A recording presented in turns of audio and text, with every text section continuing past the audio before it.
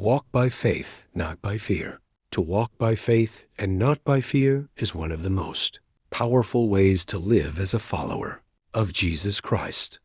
Faith is trusting in God's promises even when we can't see the full picture.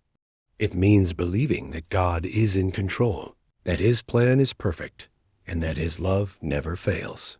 Fear, on the other hand, is the voice that tries to tell us to doubt, to worry, and to give up. But the Word of God says in 2 Corinthians 5-7, "For we walk by faith, not by sight." This means we live not by what we see or feel, but by what we believe, by trusting in God completely. When we walk by faith, we are choosing to rely on God's power instead of our own understanding. Faith says, God will make a way, while fear says, there is no way. Faith moves mountains, while fear builds walls.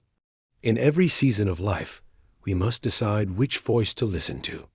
God calls us to trust Him, even when we don't understand what He's doing. Faith reminds us that God's timing is perfect, His purpose is good, and His presence is always near. Fear often comes when we face the unknown, when life doesn't go as planned, or when challenges seem too big. But faith is the light that shines in the darkness. It reminds us that God never leaves us or forsakes us. When we put our trust in Him, He fills our hearts with peace that fear can't take away. Even in the Bible, many great men and women of God had to choose faith over fear. Abraham left his homeland not knowing where he was going. Moses faced Pharaoh with only a staff in his hand. David stood before Goliath with a slingshot and faith in his heart.